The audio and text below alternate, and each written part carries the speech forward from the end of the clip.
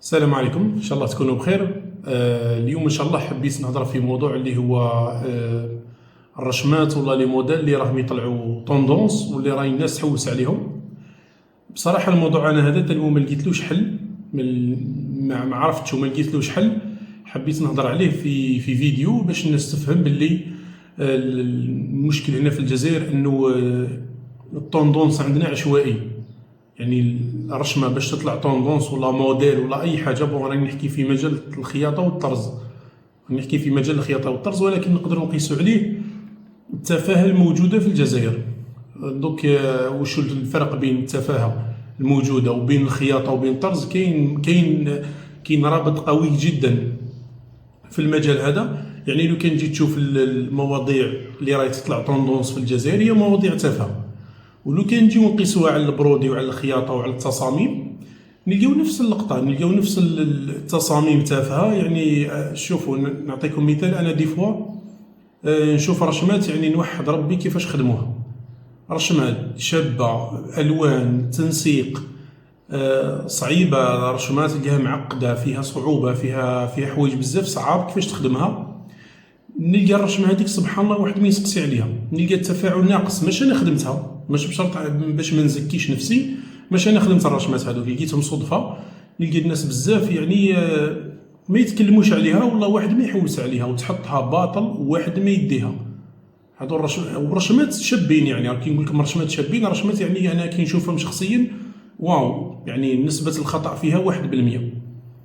بينما تلقى رشمات واحد اخرين تلقى مربع هنا، ورقه هنا، وزوج مثلثات هنا، تلقى طايح اكثر من نايض، وتلقى الناس هابله عليها.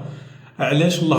علاش الناس هابله على زوج ورقات ومربع وزوج مثلثات هنايا؟ هكا شغل رسمه عشوائي ما فيها حتى ابداع ولا اي شيء، تلقى الناس هابله عليها. انا هذه النقطه اللي ما قدرتش نفهمها. وباش تفهم بلي السوق في الجزائر والطوندونس في الجزائر ماشي زعما انك تعبت على حاجه صاي هذيك الحاجه هي اللي راح تطلع، والله هذيك الموديل راح يطرطق الدنيا وقدام من واحد ريسكا. كي نقولوا ريسكا بعقله، ريسكا بتخمامه، ريسكا بقماش، ريسكا بوقت، ريسكا بجهد. على جال الموديل يقول لك صاي الموديل هذا راح يقول لك الموديل هذا صاي، هذا راح نحتل به السوق، راح ندخل به السوق وحدي. ومن بعد يدخل السوق يلقى الموديل تاعو واحد ما شاف معاه، رغم انه الفصاله مليحه، الخياطه مليحه، الموديل كفصاله كتفاصيل. لانه الموديل واش يفرق بموديل بين موديل؟ اللي هي التفاصيل، تفاصيل صغيره، مش الحاجه الكبيره اللي راح تفرق موديل على موديل. هي تفاصيل صغيره، تفاصيل في الخياطه، في الكول، في المونج، في اي حاجه. هذيك هما اللي راح يصنعوا الفارق في الموديل. تلقاه تعب على رشمه، تعب على خيط، تعب على فكره، تعب على عقاش، تعب على حوايج بزاف. يقول لك صاي الموديل هذا انا راه نحتل به السوق، يدخل به للسوق وواحد ما يشوف معاه. نقول لكم واحد ما يشوف معاه. في المقابل تلقى واحد اخر راح جاب موديل عشوائي، رشمه عشوائيه هكاك، قلت لكم زوج ورقات ومربع وزوج مثلثات، فصاله عشوائيه، فصل هكاك، خياطه عشوائيه، كلش عشوائي، كلش عشوائي، حتى لومبالاج عشوائي، ما كاين حتى لا دراسه ولا جد ماليه. تلقاه يدخل للسوق بموديل الطايح اكثر من نايض. علاش؟ قلت لكم بلي العقليه في الجزائر وعقليه السوق الجزائريه ولا الفرد الجزائري عقليه عشوائيه بزاف عشوائيه. ونحكي لكم كتجربه شخصيه. يعني قبل حوالي 10 سنين، يعني بالك 2015 2016، كنت نرسم ونطرز للناس، كانوا خياطين نرسم ونطرز.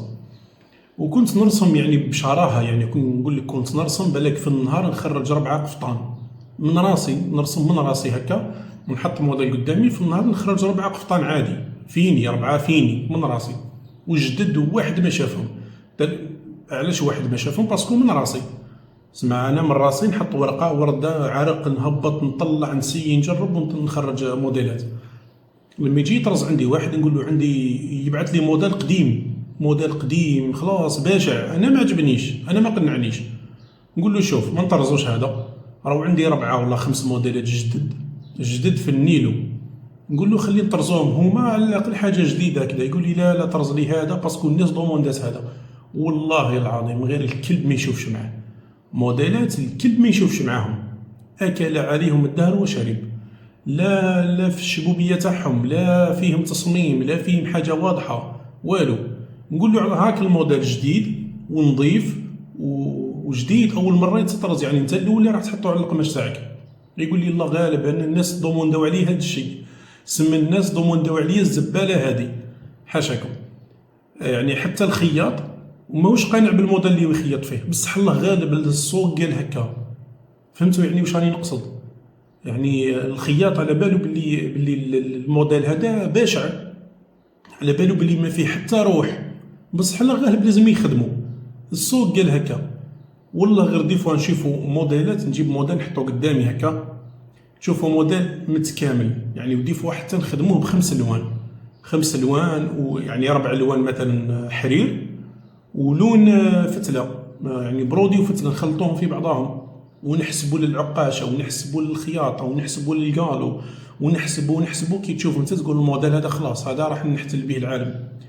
قلت كي تدخل السوق واحد ما يشوف معاه. دي فوا نخدم موديل، نخدم له مثلا 90 حبه ماطله فيها 90 حبه، انا نتوقع انه راح يجيب لي واحد 4 ماطلات واحد اخرين من هذا الموديل، يخدم 90 حبه ويقول لي صاي الموديل هذاك ما نزيدش نخدمه. بصح شباب وحسبنا له وقعدنا دنا وقت وجهد وكلش، يقول لي لا بصح واحد ما شاف معاه. ودي فوا يجيبوا موديلات قلت لكم باللي الكل ما يلبسهمش، يعني لو كان هذاك القفطان تحطوه نشافه قدام الدار وتحشم تمسح عليه صباطك حاشاكم، بصح يمشي. دي فوا تشوف في لي جروب، يعني خاصه في لي جروب دوكا في تيليجرام، تلقى الناس يحوسوا على واحد الرشمات. انا والله حتى وتكون عندي ما نمدهاش، تكون عندي الرشمه هذيك والناس تحوس عليها ما نمدهاش، نحشم شغل بانت لي باللي علاش الضجه هذه كامل، علاش الضجيج ولا الضجه هذه كامل على جال موديل فيه 2 ورقات ومربع و2 مثلثات. علاه؟ لو كان تشوفوا اخر موديل، يعني اللحظه هذه اخر موديل شفتو دار حاله اللي هي مربعات هكا مستطيلات جايه طويله هكا، جايين واقيلا 5 منا و5 منا واقيلا هكا، فيهم بالك 2 الوان. كون نلقى الصوره تاعو نحطها لكم، يعني موديل هكا جاي مربعات هابطين هكا وجايين هابطين منه. دوك بيناتنا انا شفت موديلات فيه مريش ورق كذا عروق بلاصه عقاش، فيهم الوان، فيهم منظمين، يعني فيه روح. ما مشاش واحد ما شاف مع الموديل هذا، واحد ما شاف معاه. وهذا مستطيلات هابطين هكا، الناس سبحان الله الاخر ما يلحقش الناس كامل طايحه عليه. سما هذه حبيت نقولها لكم باش ما تحمسوش في الموديلات في الجزائر. راكم في الجزائر، راكم في بلاصه، في بيئه، في سوق وين واحد ما يقدر التعب، يعني ما الناس ما تشوف ولا الزبون ماوش يشوف الرشمه معقده يقول لك هذه رشمه معقده، حب يقول هذه راهم تعبين عليها، راهم خسروا جهد عليها، هذه اكيد حاجه واو. الناس ما تشوف من المنظور هذا، الناس يتشوف التخربيش، الناس يتشوف التفاهه. وكي قلت لكم في الاول تاع الفيديو، قيسوا التفاهه في اللي قيسوا الطوندونس في الجزائر اللي هي كامل عباره عن تفاهه، عن شطيح ورديح وجياحه وكلام تافه ناس تافهه هما اللي راهم يطلعوا. نفس الشيء شوف قيسها على الفيديوهات، قيسها على الخدمه، قيسها على الكاليتي تاع الخدمه. في الجزائر شوف انا ننصح بالكاليتي، وننصح بانك تكسر راسك في الخدمه، وننصح بانك تتعب في موديل. ولكن في الجزائر حبيت نقول لك برك باللي باش ما تصدمش بالواقع، ما تستناش حاجه كبيره.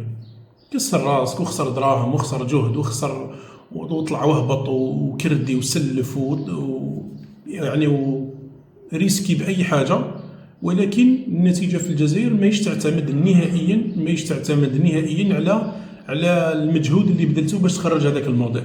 والله وتخرج موديل لو كان يجتمعوا عليه 1000 خياط ما يلقاوش فيه الديفو، موديل مقرطس كيما يقولوا، بصح تدخل للسوق واحد ما يشوف معاك.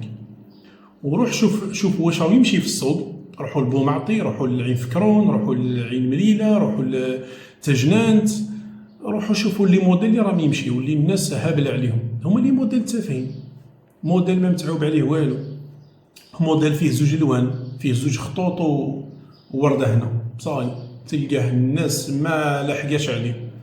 وتشوف ناس واحد اخرين حوانت واحد اخرين تاع جمله جايبين رشمات هكا كاليتي، جايبين حاجه واو، واحد ما يشوف معاهم واحد ما يدخل عندهم. ان شاء الله نثقفوا شويه في المجال هذا، خاصه الزبون، لانه انا شوف انا شخصيا ما نغلطش الخياط راه يخدم واش راهم يكومونديو الناس. الخياط الله غالب، يعني انا نحكي على الخياط جمله، خياط جمله راه كي يلقى الناس زادوا مع التفاهه هو محتم عليه يصدم مع التفاهه، ما يقدرش يمشي يعكس التيار ولا ما يقدرش يخدم باش يخسر. الله غالب هو لازم يتبع. انا ما نلومش الخياط، واللي يخدم الجمله انا ما نلوموش، انا ما نلومش اللي يخدم الجمله باسكو هو الناس دوموندي في الموديل هذاك، هو جاب الموديل هذاك. وما نلومش صحاب الحوانت، يعني باسكو هي تدرج، هي تبدا من الحانوت تاع الديتاي للجمله للخياط. انا هادو في ثلاثه ما نلومهمش. علاه؟ باسكو هي تبدا من الخياط تاع عفوا من المحل تاع الديتاي.